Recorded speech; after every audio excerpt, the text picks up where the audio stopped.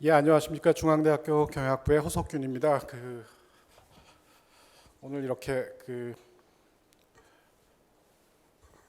예, 아주 시의적절한 주제에 대해서 토론에 참여할 수 있게 돼서 진행이긴 하지만 참여할 수 있게 돼서 굉장히 기쁘고요.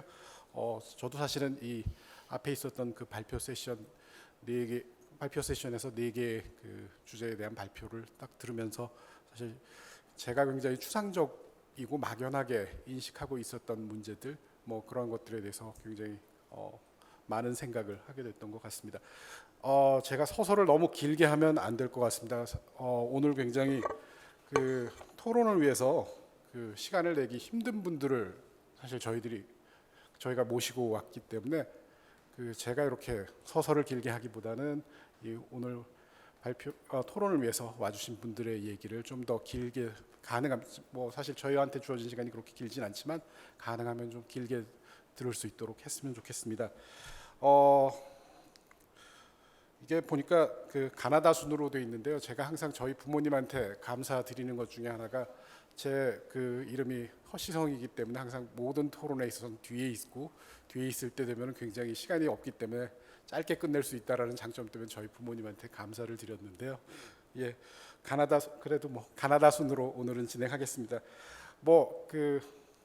일단 그 토론을 시작하실 때쯤 돼서 제가 소개를 드리고 토론을 시작하시는 걸로 하겠습니다. 그럼 먼저 토론을 하실 분이 노영우 매일경제 국제경제 전문 기자님입니다. 시간은 한 8분 정도 드리면 괜찮을까요? 예, 시작하시죠.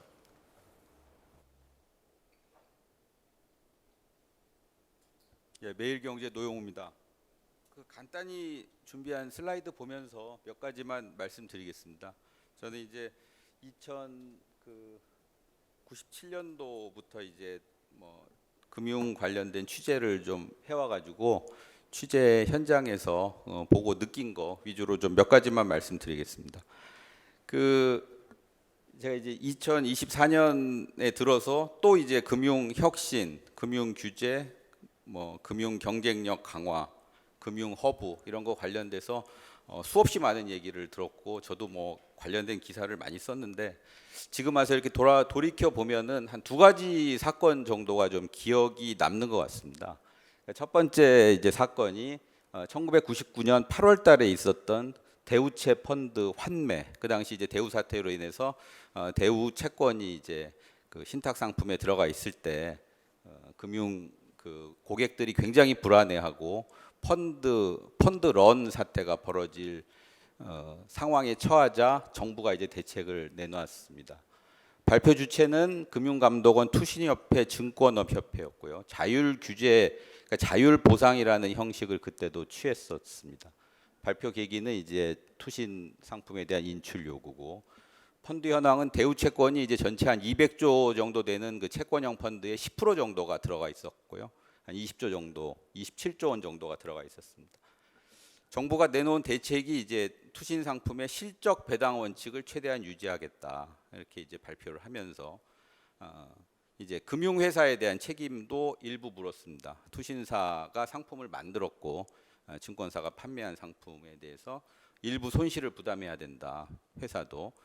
근데 이제 재밌는 것은 인출 시기가 늦은 투자자한테 이제 인센티브를 주는 방식이었습니다. 이거를 아마 고민하기 위해서 굉장히 많이 그 정부에 계신 분들이 고민을 했을 텐데 3개월에 펀드를 찾으면 50%를 내주고 3개월에서 6개월 사이에 찾으면은 80%를 내주고 6개월 이상 있는 분들한테는 95%를 내준 다음에 1년 후에 대우 채권을 시가 평가해서 정산을 하는 방식이었습니다. 이렇게 해서 이제 투자자들한테 보상을 해줬던 사례가 있습니다. 그래서 이제 저는 그때 이제 기억이 있는데 이제 2024년도가 되니까 그 은행 홍콩 ELS라고 하는 또 사건이 벌어졌더라고요. 그래서 이제 그 사건을 또 어떻게 처리하나 제가 이렇게 보게 됐습니다. 유심히.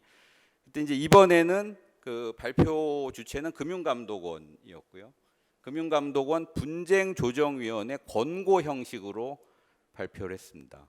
그러니까 금융 이제 감독원에서 얘기하기로는 금융소비자 자율배상과 관련한 의사결정에 도움을 주겠다 이렇게 이제 얘기를 하고 발표를 했는데, 은행의 불안전 판매라고 하는 것을 가서 보니까 이제 불안전 판매가 있었더라. 판매사와 투자자 책임을 종합적으로 반영해서 투자 손실에 대한 배상 비율을 30%에서 65%로 결정을 했습니다. 그래서 펀드를 뭐 2번 가입했다거나 과거에 펀드를 가입한 사례가 있다거나 그다음에 뭐 고령이라거나 이런 부분에 대해서 그걸 갖다가 이제 계산을 해서 판매를, 그러니까 보상을 해주고, 금융 취약계층이라든가 ELS 과거 투자 경험 이런 것들을 감안해서 했고, 판매 규모는 한 20조 원 정도 되는 거.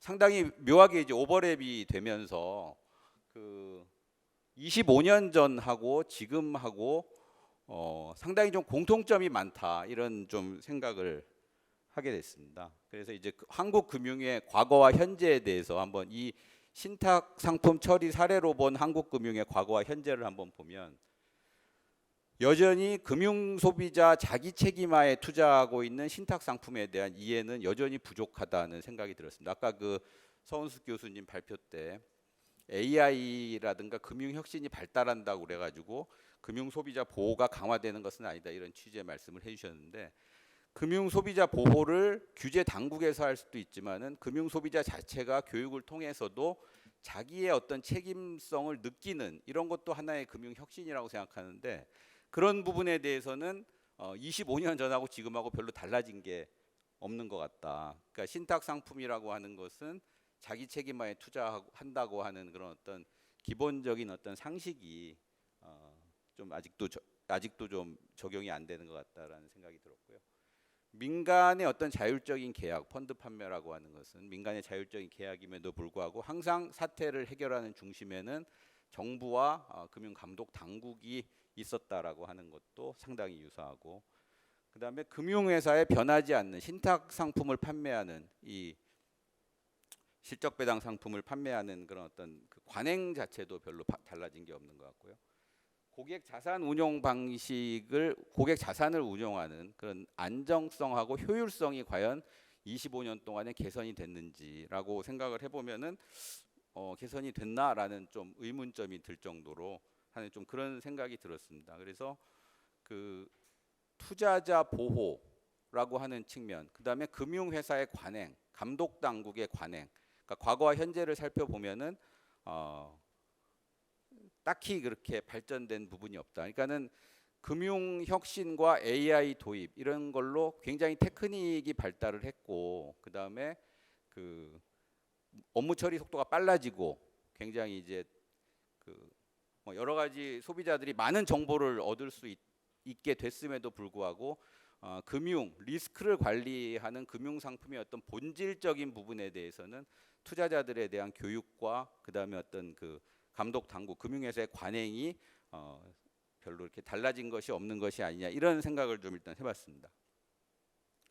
두 번째 사례는 이제 금융의 어떤 기능 중에서 자금을 적재적소에 배분하는 기능이 굉장히 아까 앞에서도 말씀을 해주셨는데, 그런 자금을 적재적소에 배분하기 위해서는 이제 그 적재적소가 아니라고 생각하는 곳에서는 또 자금을 빨리 빼서 다른 쪽으로 옮기는 이런 것도 굉장히 중요한 기능이다라고 생각을 하는데, 그런 거와 관련된 것들이 이제 기업 구조 조정을 금융기관들이 하는 사례입니다.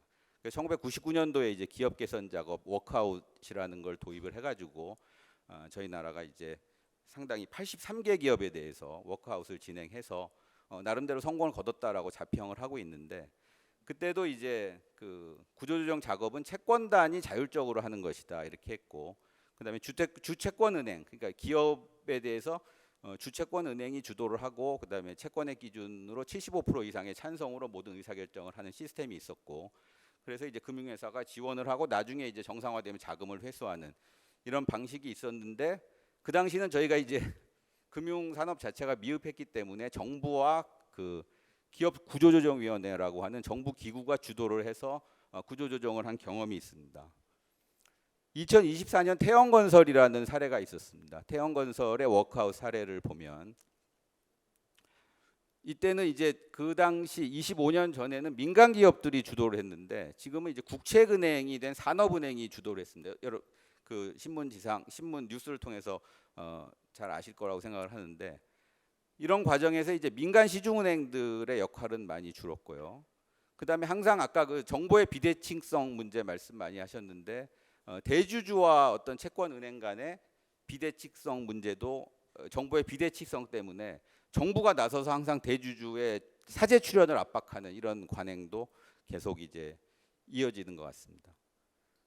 그래서 이렇게 그 두 가지 사례로 본 그 한국 금융의 어떤 문제를 보면 금융 소비자 교육은 여전히 미흡하다고 생각이 되고 그러니까 민간이 주도하는 금융 산업이 과연 이렇게 민간 주도로 계속 진행이 되고 있느냐라는 그런 좀 의문이 들고요. 그다음에 각종 어떤 그 금융 혁신과 그다음에 기술 발전으로 금융 기법은 세련됐지만 여러 가지 금융의 어떤 기본적인 원칙이 선진화됐다 이런 생각은 좀 들지가 않는 것 같습니다. 그렇기 때문에 그 기술의 발전, 그러니까 AI 기술 발달과 그다음에 이런 거로 인한 어떤 다양한 정보의 비대칭성을 해소하는 그런 테크닉에서의 문제와 더불어서 그다음에 이 금융의 어떤 본질적인 측면을 발전시키는 이것은 꼭 일치하지 않을 수도 있다. 이런 생각이 들고 앞으로의 그 미래에 대해서는 그러니까 기술 발전이 꼭 이런 것들을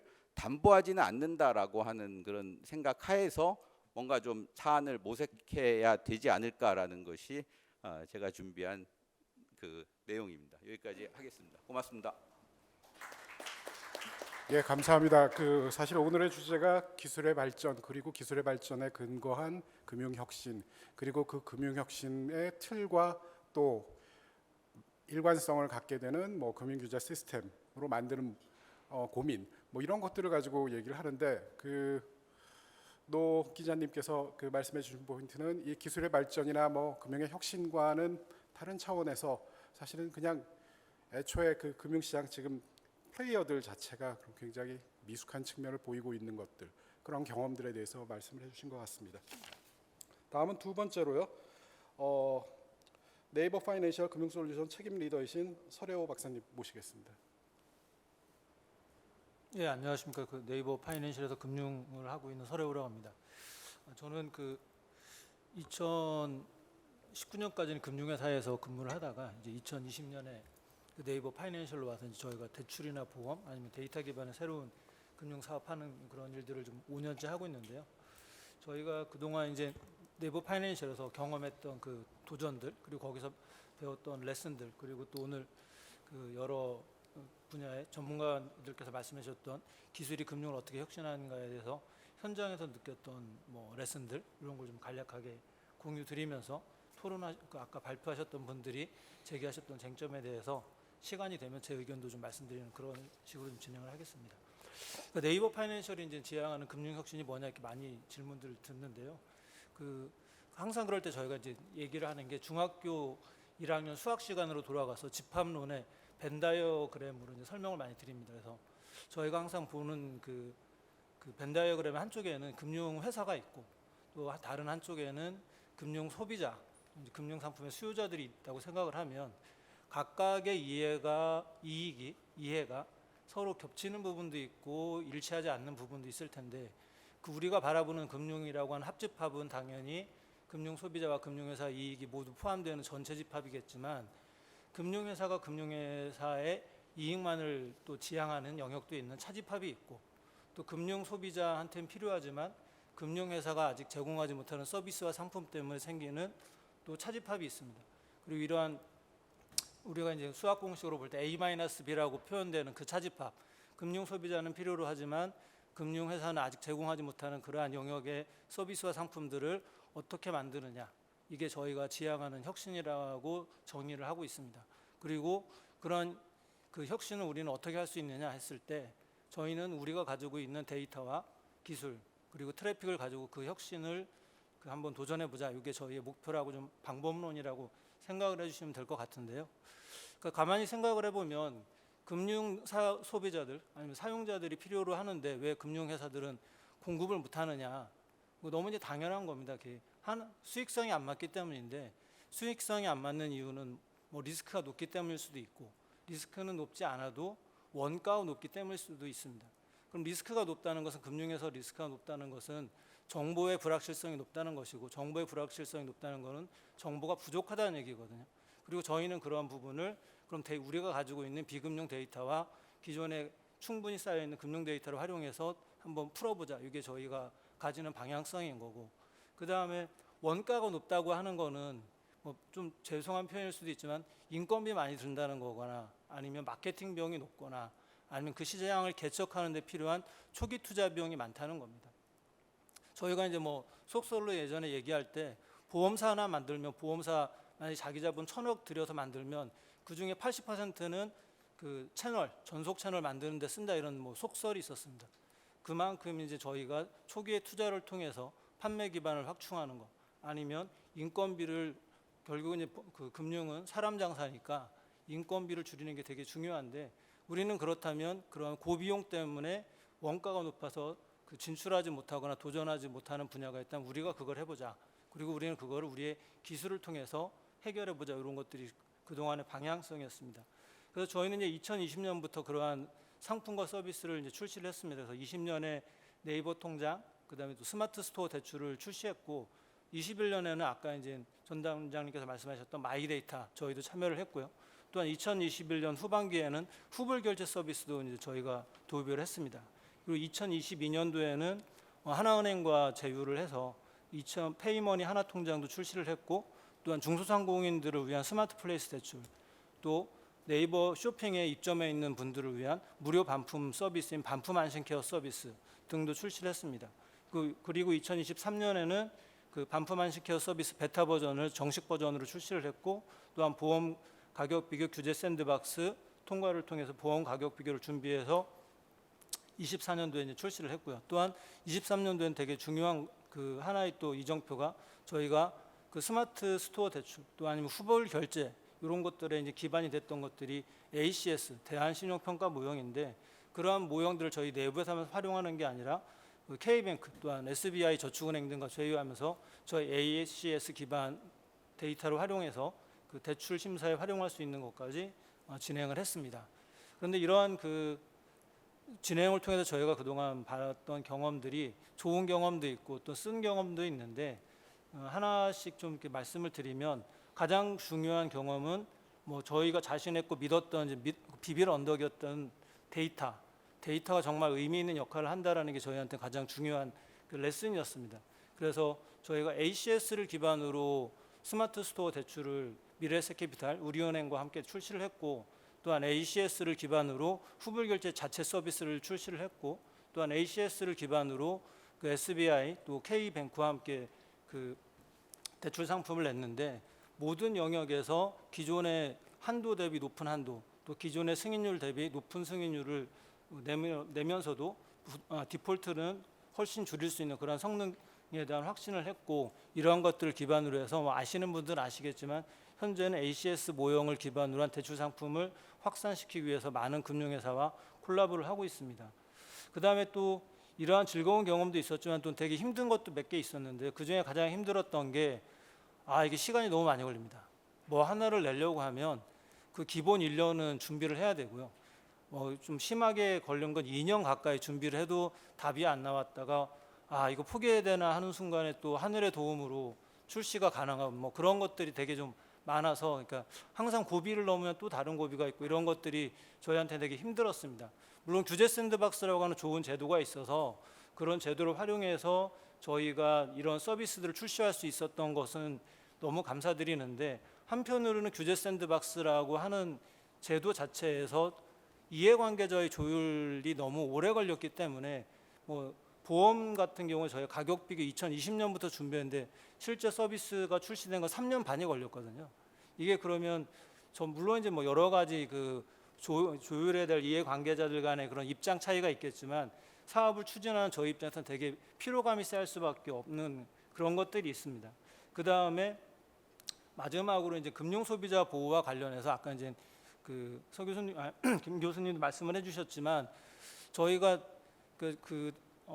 플랫폼이라고 하다 보니까 참 애매한 게 뭐 어떤 그 그레이한 존이 있냐면, 광고와 중개, 광고와 비교 추천의 그 사이에 뭐가 있는 거야?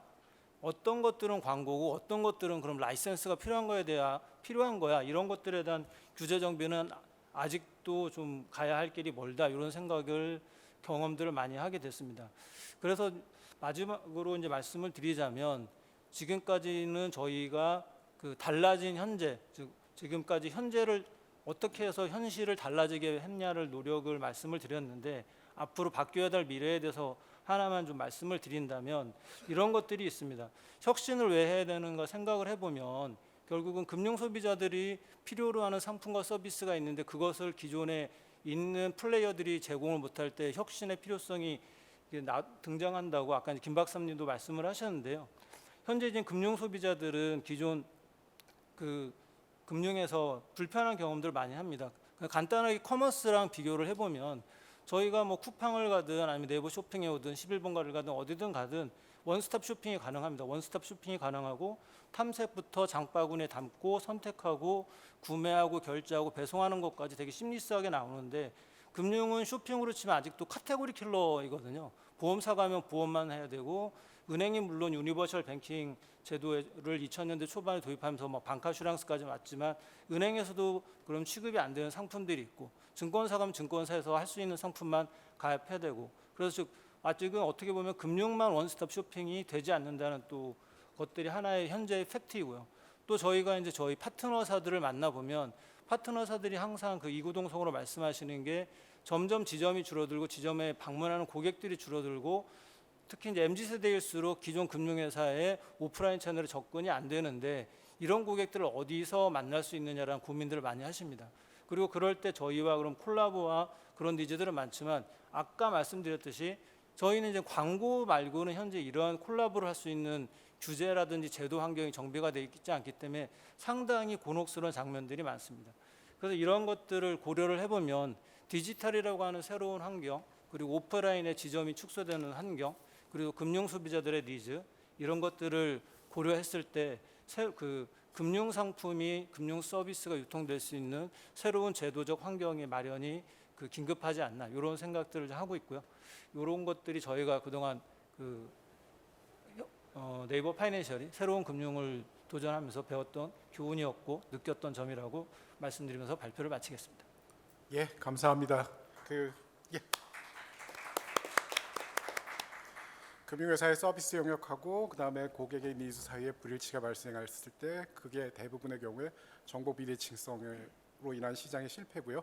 그리고 그런 경우에 기술의 발전으로 어느 정도 커버할 수 있다라는 경험을 아마 네이버 사례를 가지고 이렇게 말씀을 해주셨고 또 그리고 그 끝에서는 약간 이제 해주시고 싶은 말씀이 약간은 숨겨져 있었긴 하지만 규제하고 관련된 거에 있어서도 뭔가 기술적 발전하고 이게 너무 그 뒤를 잡지 않는 그런 식으로 좀 개선됐으면 좋겠다라는 소망도 피력해 주셨습니다. 예, 그럼 세 번째로요. 한국금융연구원 금융혁신연구실 서병호 실장님께서 말씀해 주시겠습니다. 예, 안녕하십니까. 이 가나다 순으로 토론 순서를 정하셨는데 정말 간발의 차이로 3번 타자가 된 것 같습니다. 금융연구원에서 2006년부터 근무했고요. 그 은행이랑 금융소비자 이슈를 주로 다루다가 2년 전부터 이제 혁신연구실로 발령을 받아서 일하고 있습니다.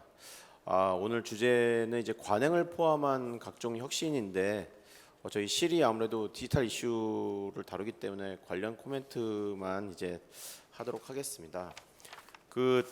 지금 워낙 바쁘시다 보니까 이제 가시긴 하셨는데 전효석 국장님 그 발표 관련해 갖고 제가 이제 20년 가량 이제 2006년부터 있었으니까 금융위와 작업을 해왔는데 항상 이 담당 업권의 건전성 이슈 그리고 업권 간 이해관계 충돌 이런 것 때문에 금융혁신 추진이 굉장히 어렵다고 느꼈었습니다. 근데 이제 금융혁신단이 출범을 하면서 금융업권 전반의 디지털 이슈를 총괄하기 때문에 고객 편의성과 안전성 같은 이제 꼭 필요한 기준으로만 정책을 결정한다는 느낌을 받았습니다. 그래서 그 결과로 이제 가상자산 입법화도 세계 최초로 하고 마이데이터도 세계에서 가장 활성화되게 이렇게 잘 하고 있고 그리고 우리나라에서는 완전 금기시되던 이제 물리적 망분리 이것도 이제 완화를 이제 단계적으로 추진하고 있습니다. 또 이제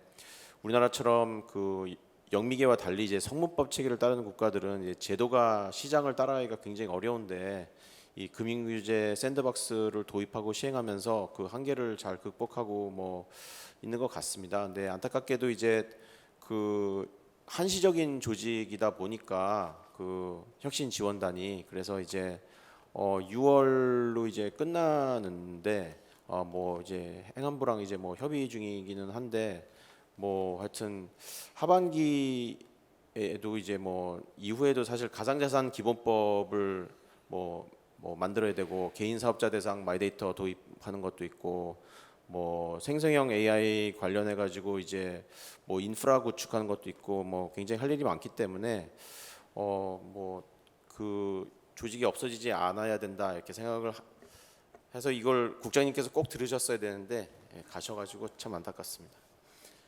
네. 그리고 오순영 상무님 그 발표 계시죠? 그렇게 안 계신가요? 예. 이제 KB가 이제 AI 이쪽에서 상당히 앞서가는 금융회사 중 하나인데 우리나라에서 그래서 근데 이제 AI가 그 두 가지 뭐 금융회사가 활용하는데 두 가지 방법이 있는 것 같습니다. 그래서 그 라마2 같은 그런 소스 코드를 이용해서 자체 개발하는 거, 자체적으로 이제 그 거대 언어 모형인가요? 라지 랭귀지 모델.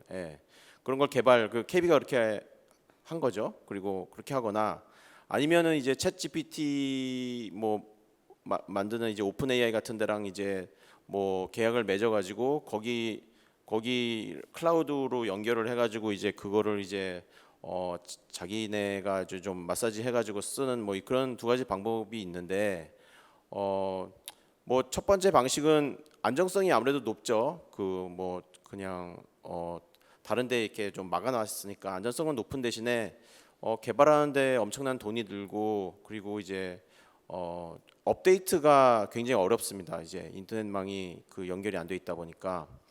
근데 이제 뭐 상용 모델은 보안 이슈가 있는 대신에 이제 당장의 비용 부담이 작고 그렇기 때문에 금융회사 중에 이제 좀 대형사는 자체 개발하는 게 맞는 것 같고 중소형사는 상용 모델을 활용하는 것이 맞다고 생각이 들고 뭐 해외 사례를 보면 그렇게 돌아가고 있습니다.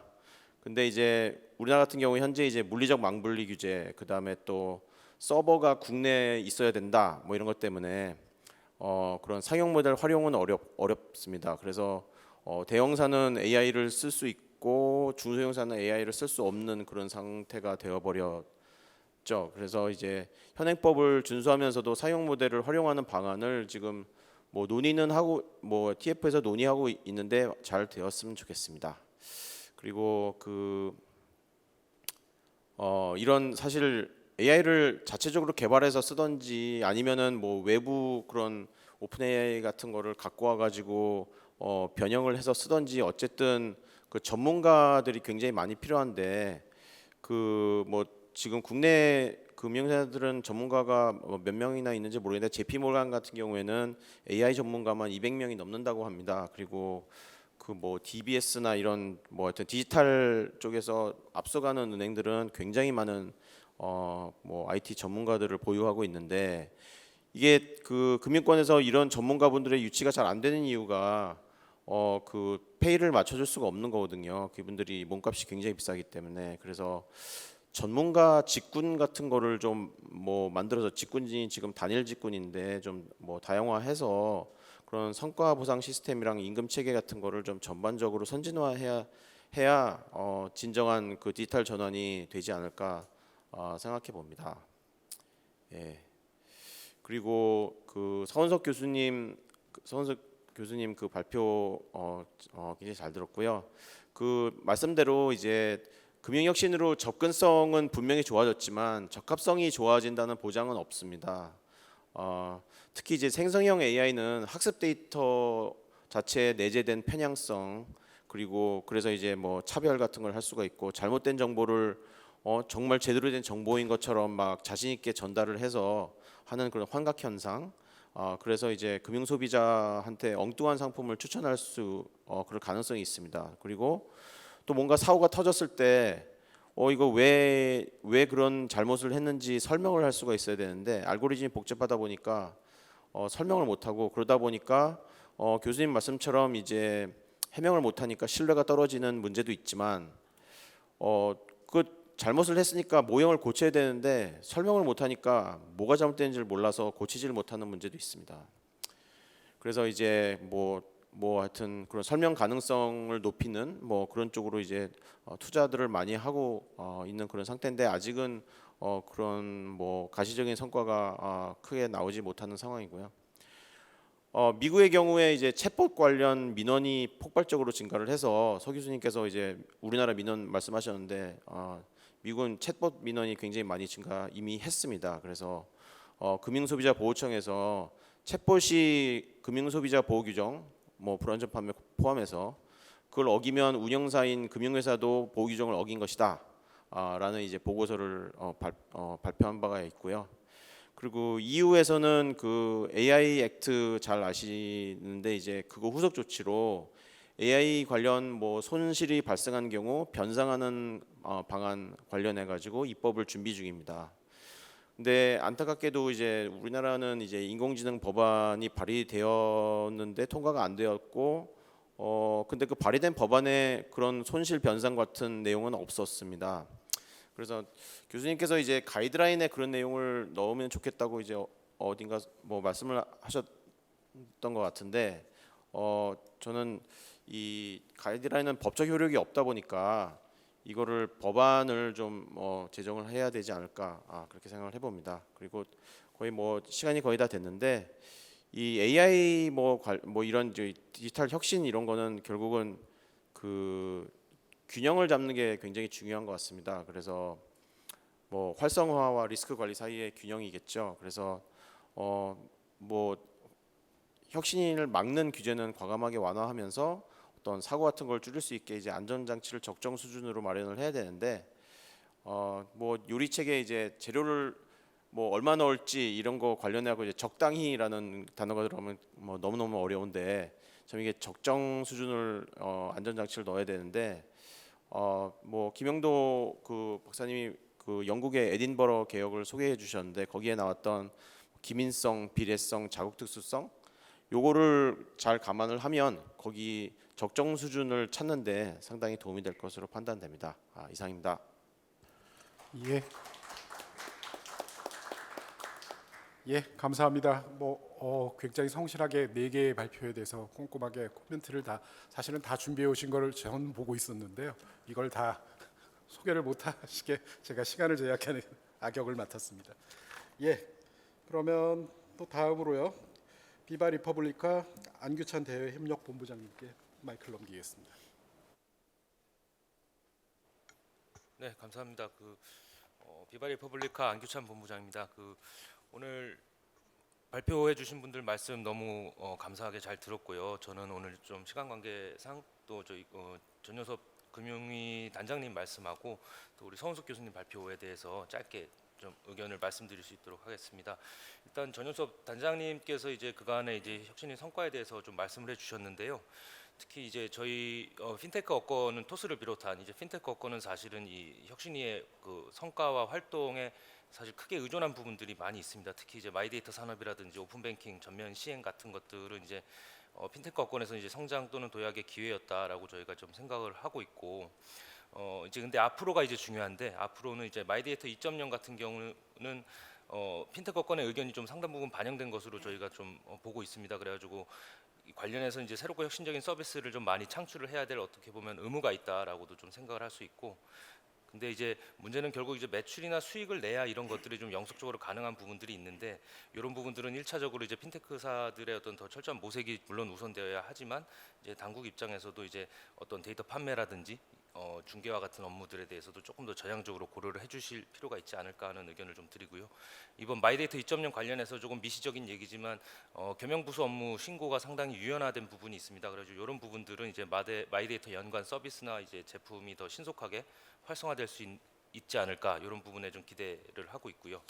끝으로 이제 디지털 금융보안법제 개선의 필요성을 아까 말씀 주셨는데 이 부분에 대해서는 이제 많이 저희도 동감을 하고 있다라는 의견을 좀 드리고요. 이게 금융시장 안정 또 금융수요자 보호 이런 것들이 이제 금융 당국의 어떤 목적이라고 알고 있습니다. 근데 이런 것들은 당연히 이제 저희도 따라야 될 부분이라고 생각을 하고 다만 이제 법제 개선 노력에 있어서 이제 디지털이라는 특성과 환경이 많이 고려가 돼야 된다. 그래야 이제 현실성 있고 또 좀 실질적인 법제가 마련될 수 있다라는 의견을 좀 같이 가지고 있습니다. 그리고 서은숙 교수님 발표 관련해서는 일단 말씀 너무 잘 들었고요. 특히 이제 그 어떻게 보면 핀테크 업권은 이제 금융 혁신이고 성장의 동력이기 때문에 저희가 더 경청을 해야 할 말씀이었다라고 생각을 하고, 금융 소비자 보호라는 게 이제 핀테크 업권 입장에서는 이제 신뢰 그리고 또 핀테크의 활성화라는 측면에서도 상당히 중요한 주제입니다. 이제 소비자가 핀테크 업권에서 자기가 보호를 받지 못하고 있다라고 생각을 하면 이제 이게 핀테크는 이제 외면을 받죠. 이제 그런 측면에서 이제 금융 소비자 보호라는 측면은 아주 저희도 중요한 것이고, 특히 이제 아까 말씀 주셨던 부분 관련해서 이제 불안전 판매 문제, 특히 소비자 피해 발생 시 책임 소재 이슈는 특히나 이제 새로운 상품을 개발한다거나 또 금융 상품 중개 같은 경우에 있어서도 더 세심하게 신경을 써야 될 부분이라고 생각을 하고, 특히 최근 경향은 이제 금융업권 각 섹터 간 경계가 좀 흐릿해지는 이제 빅플로 현상이 심화되고 있고, 그러면서도 또 동시에 이제 제조자 판매자가 분리되는 재판 분리 현상이 지금 가속화되고 있는 시점에서 이런 제조자와 판매자 중에 누가 어떤 경우에 무엇을 책임져야 되는지 또는 공동 책임을 져야 되는지, 또 금융 소비자가 이거는 어떤 파트의 책임이다라는 것을 인지하는 부분, 이런 것들이 전반적으로 다 좀 더 명확해져야 될 부분이 분명히 있다고 생각을 하고 있습니다. 다만 근데 아까 이제 교수님 말씀 주신 부분 중에서 이제 금융 혁신이 정보의 비대칭성 확대로 이어져서 우려가 되는 부분도 이제 같이 말씀을 주셨는데요. 제 생각에는 이제 적어도 핀테크 관점에서는 아직까지는 정보의 비대칭성이 감소하는 방향으로 가는 어떤 순기능이 조금 더 작용을 하고 있지 않나라는 의견을 좀 가지고 있고요. 특히 뭐 일례로 이런 어떤 대출 중개 서비스에 있어서 금융 소비자들이 잘 찾지 않던 이제 저축은행들의 대출 상품들이 더 많이 소개가 되고, 그런 과정에서 이제 금융 소비자 각각에 맞는 이제 맞춤형 금리까지도 같이 제공이 되고 하면서 이제 소비자 입장에서는 하나하나 더 찾아다니던 이제 수고로움이 좀 줄고 또 정보의 비대칭성도 감소하는 그런 순기능들이 실제로 나타났습니다. 그리고 또 이게 동시에 이제 저축은행 업권 간의 경쟁을 유발해서 이제 그 대출 금리가 저희 토스의 서비스 기준으로는 약 3년간 5.3% 정도 하락하는 결과도 나타나서 이건 또 소비자 효익으로 물론 연결이 되기도 했고요. 그래가지고 또 금융위에서 또 최근에 주도한 이런 대환대출 서비스 같은 경우도 어떤 정보의 비대칭성을 감소시키는 그런 사례라고도 좀 이해를 할 수 있을 것 같고요. 물론 앞으로 이제 상품이 다양해지고 또 복잡해지면서 이제 정보 비대칭성이 확산될 수 있는 리스크는 분명히 있고, 그래서 이제 공정하고 또 투명한 알고리즘 같은 것들을 되게 중시를 해야 하는데, 예를 들자면 지금 신용대출 상품 같은 경우는 이제 알고리즘 순서를 이제 금리가 유리한 순 혹은 이제 대출 한도가 큰 순으로 이제 소비자한테 유리하게 이제 보여줘야만 하는 그런 원칙을 가지고 있죠. 근데 이게 이제 대출 상품 같은 경우는 이제 조금 어떻게 보면 단순하니까 우리가 이제 소비자들 관점에서 이제 알고리즘 이런 설정이 쉬웠는데, 앞으로 어떤 상품이 어떻게 나올지 모르니까 그런 부분에 있어서는 저희도 이제 더 계속 모색을 해야 되지 않나라는 생각을 가지고 있습니다. 네, 이상 말씀 마치겠습니다. 예, 감사합니다. 제가 생각했던 것보다 3분 정도 짧게 해주셨습니다. 사실은 그 짧은 시간에 많은 말씀을 하시기 위해서 이렇게 발언 속도를 빨리 하시는 걸 보고 되게 죄송스럽긴 했습니다. 예, 그 서은숙 교수님하고 발표하고 그다음에 그 전효섭 단장님 발표하고 관련해 가지고 이렇게 의견을 말씀해 주셨고요. 나중에 이 그 패널께서 말씀하신 거 끝나고 나면은 이제 남아 계신 두 분께는 관련해서 이렇게 남은 말씀이 있으시면 하실 수 있게 한 1, 2분 정도 시간을 드리도록 하겠습니다. 예, 그럼 끝으로 하나금융경영연구소 정희수 소장님께 마이크를 넘기겠습니다. 네, 반갑습니다. 소개받은 하나금융경영연구소의 정희수 소장입니다. 이제 딱 1분 남았습니다. 1분 동안 말씀드리기는 제가 좀 준비한 거, 네네, 말이 조금 이제 좀 준비한 내용을 좀 더 이게 한 8분 정도 아까 말씀하셨는데 일단 맞춰가지고 한번 말씀드리도록 하겠습니다. 앞에 네 분 발표자 말씀 잘 들었고요. 그래서 제가 사전에 일단 내용을 쭉 읽어보고 어떤 얘기를 할까 고민을 하다가 제 나름대로 몇 가지 좀 그 흐름대로 말씀을 드리도록 하겠습니다. 저희가 그 4차 산업혁명이라는 용어가 2016년도에 나왔습니다. 그래서 지금 한 8년 정도 흘렀고, 그때 나왔을 때 이제 뭐 디지털 얘기도 많이 나왔고, 뭐 핀텍, 그다음 빅텍, 그 인터넷 전문은행, 뭐 플랫폼 이코노미 이러한 다양한 용어들이 새로운 신용어들이 많이 나왔었는데 자, 8년이 지난 상황에서 봤을 때 이러한 것들이 지금 완전히 그 당시에 생각했던 것만큼 와 있을까 한번 이제 판단을 해보면 사실은 그 당시에 이제 모든 많은 뭐 책이나 이런 도서에서도 이제 은행은 없어진다, 은행 영업점은 다 없어진다 이런 얘기들을 많이 했었습니다. 근데 한 8년 이제 10년 가까이라고 봤을 때 10년 지나고 났을 때 은행 지점들이 다 없어졌나요? 지금 상황에서는 오히려 일부 미국 같은 경우에도 JP 모간 같은 경우에도 그 지점을 좀 더 늘리는 형태로 지금 가고 있고요. 그러니까 기존의 어떤 영업점의 형태보다도 좀 소형화되면서 특화된 그런 영업점들이 많이 생기고 있습니다. 그래서 그동안에 채널을 많이 줄여왔지만 다시 또 이 채널들이 이제 제 역할을 하게 되는 이제 그런 상황이 와 있고요. 그래서 전반적으로 이러한 디지털 전환이 빠르게 진행되었음에도 불구하고 전통적인 은행 산업에 대한 어떤 니즈 이런 것들은 여전히 살아 있다고 볼 수가 있고요.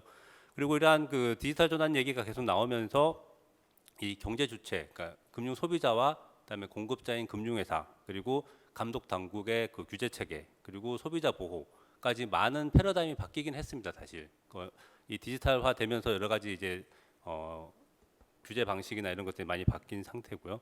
그리고 최근에 와서 이제 AI가 이제 작년부터 엄청나게 이제 생성형 AI가 이제 많이 활성화되어 있는데 사실은 그 이전에 블록체인이 또 완전히 이 그 패러다임을 바꾸는 형태로 이제 나왔었고 그리고 이제 금융 AI가 나왔고 근데 이제 지금 뭐 작년부터 나와서 이제 한 2, 3년 정도 계속 이제 금융 AI가 금융권에서 굉장히 이제 화두가 되고 있는 상황인데 이 기술 변화에 있어서는 이제 또 한 1, 2년 지나고 나서 이 생성형 AI를 넘는 또 다른 이제 잠재되어 있는 여러 기술들이 또 이제 이슈화 되겠죠. 그래서 지금 블록체인이 좀 수면 아래에 가라앉았지만 어쨌든 뭐 그 다음 텀에서는 블록체인과 AI가 결합돼서 새로운 기술로 이제 디지털 전환을 또 이끌어가는 이제 그런 형태로 될 수가 있을 것 같습니다. 그래서 이런 기술 변화들이 지금 다양하게 이제 많이 일어나고 있는 상황이고요.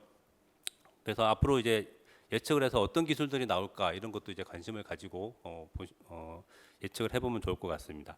그다음에 생성형 AI 같은 경우에 지금 금융권에서 많이 활용을 하고 있는데 특히 이제 내부 두 가지 아까 발표에도 말씀하셨지만 두 가지로 활용이 가능합니다. 금융권 내부에서 어떤 그 업무 효율화를 높이는 부분, 그 다음에 고객 접점에서 어떤 고객들한테 서비스를 제공하는 챗봇이 제일 큰 그 활용도인데요.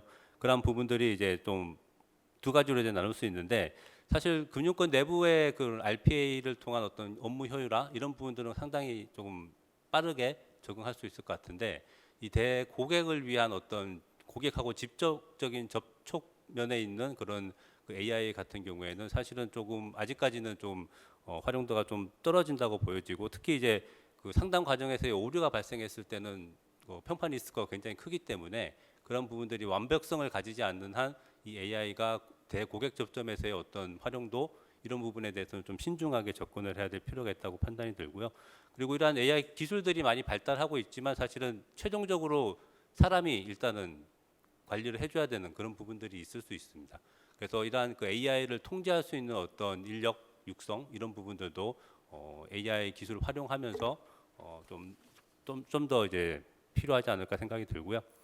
그 다음에 그동안에 이제 금융혁신이나 규제 개혁을 많이 해왔습니다. 그리고 가시적인 성과도 있었고 여러 가지가 있었는데 일부 분야에 대해서는 좀 더 속도를 좀 더 내야 되지 않을까 생각이 들고 특히 이제 가상자산 같은 경우에 지금 법제화 1단계 끝나고 2단계 이제 입법 과정에 있다고 말씀을 하셨는데 어쨌든 지금 금융회사 입장에서는 사실은 가상자산 이제 허용될 거라고 오래전부터 얘기가 나왔었고 그게 대해서 인프라를 투자하고 여러 가지 이제 투자를 하고 있는 상황인데 아직까지 이제 법제화가 안 된 법제화가 언제 될지 모르는 이런 법률 리스크가 조금 이제 와닿고 있습니다. 그래서 이런 부분에 있어서 투자를 언제 해야 될지 이 투자를 하게 되면 사실은 IT 개발 이런 거에 물리적인 시간이 소요되는 상황인데 법제화가 계속 미뤄지고 언제 될지 모르는 그런 상황 불확실성이 계속 지속될 경우에는 금융회사 입장에서는 투자 의사결정이 굉장히 어려운 면이 있습니다. 그래서 이런 부분들은 조금 더 필요하다면 신속하게 좀 더 의사결정을 할 수 있도록 그 법제화라든지 이런 부분들을 좀 풀어주는 게 필요하지 않을까 생각이 들고요.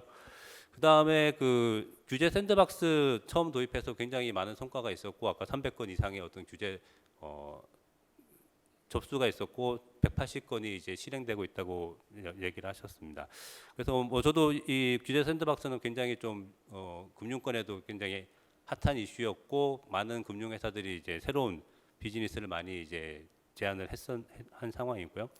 근데 사실은 이제 이 규제 샌드박스는 한시적인 거고, 그러니까 2+2 2년 최장 한 4년 정도 연장되고 나서는 그 다음에는 이제 법제화에 대한 이슈가 있습니다. 그래서 보통 이제 선진국 같은 경우에는 일정 기간이 지나고 난 이후에는 그것을 이제 법제화해서 정식 업무로서 금융권에 허용을 하게 되는 상황인데, 사실 지금은 아직까지 이제 법을 개정을 해서 이게 정식으로 금융회사의 업무다라고 이제 하기에는 아직까지는 좀 단계가 조금 미흡한 상황이고요. 그래서 이런 부분들도 조금은